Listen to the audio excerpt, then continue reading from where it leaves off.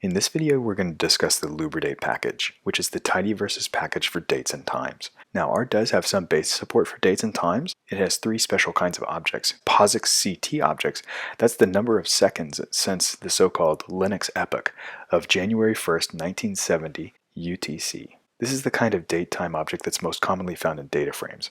It also has POSIX LT objects. These are more human-accessible containers of time.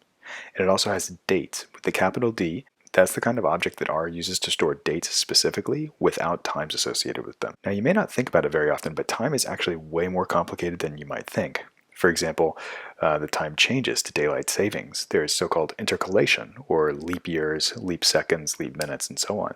There are different time zones that can cause problems when you're working with time on a computer, and then, of course, cultural changes, where timekeeping has shifted dramatically.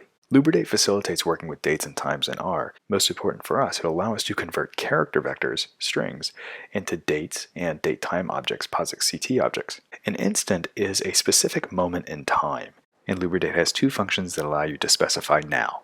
There's the now function that gives you the current instant in time, and then the today function that gives you the instant that corresponds to today's date. For example, I'll load lubridate and I'll run now, and now is October 22nd of 2019 at 9:10 a.m. in the morning with 58 seconds in Central Daylight Time. That's a POSIX CT object. If I use today, I get a date object, which is the same day, October 22nd, 2019. Now, suppose that the times were specified as parts of strings, or aggregated in a character vector. Lubridate has a number of functions that can do that parsing, that conversion from strings to instants. And they all follow the same generic pattern that will be obvious once you see the functions. If I have a date that's specified in this format, year, month, day, I use the YMD function. Now, lubridate is very good with parsing.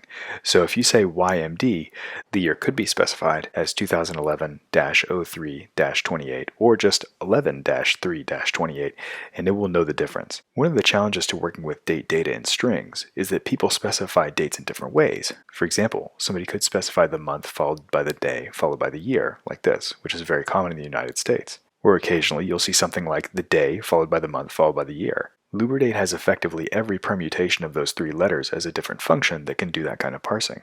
Now, if you want a date-time object, you need to have hours, minutes, and seconds with those, and it has all of those functions as well. For example, YMD_HMS is going to parse strings that are of the form year, month, day, hours, minutes, seconds. Moreover, these functions are vectorized. Here's an example where the function parses a vector of strings. For dates, the resulting object is a date object, and for date times, the resulting object is a POSIX CT object. Again, each of these functions can convert an entire vector at once. In addition to parsing, you can also create sequences of instances using the seq function and a by argument. The by argument is really nice because you can put in colloquial things like day or 2 days, and it will make the appropriate sequence. It's even flexible enough to put in something like a week or 2 weeks, or a month, or even a quarter, which would be useful for financial data. Another thing that's very common is to want to extract components of instances. Lubridate has a lot of useful accessor functions to make this more flexible. For example, if you have a date, you can ask for the second of the date, or the minute, or the hour of the date. You could ask for the day. Here it's just 1 because it's January 1st. Or the weekday with W day. Here it's 4 corresponding to Wednesday, the 4th day of the week. Or month. January is the first month of the year. And of course, year.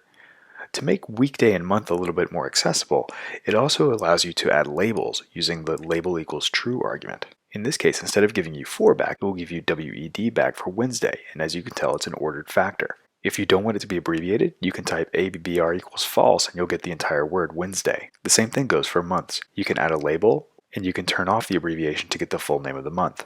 You can also format dates very easily. So for example, here's a sequence of dates that runs from January 1st, 2020 to December 30th of 2020, running every 2 weeks. In a plot, I may want to have a cleaner format. So instead of saying 2020-01-01, I may want to say something like January 1st. I can do that using the format function.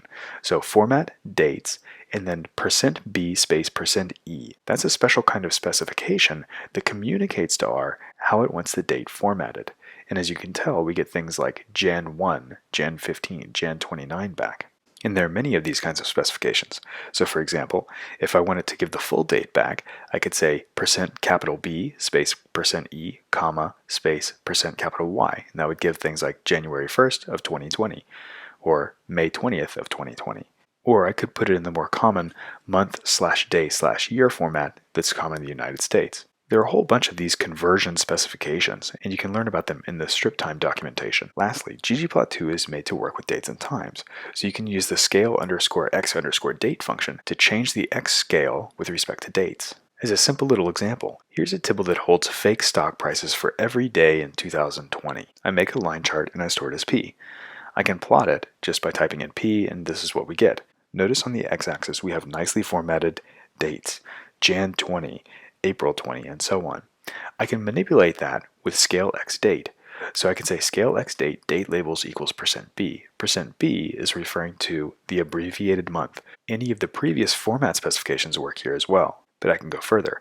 I can change the breaks by saying date breaks equals 1 month, and that makes it so that I get a break every single month, and I don't have to go in and manually specify exactly where I want those breaks to be. If there are a lot of breaks, we can even use something called guide. This is a more advanced technique and is only available starting with ggplot2 version 3.3.0, but it will allow ggplot to vertically dodge the x-axis labels in terms of dates so they don't overlap with one another.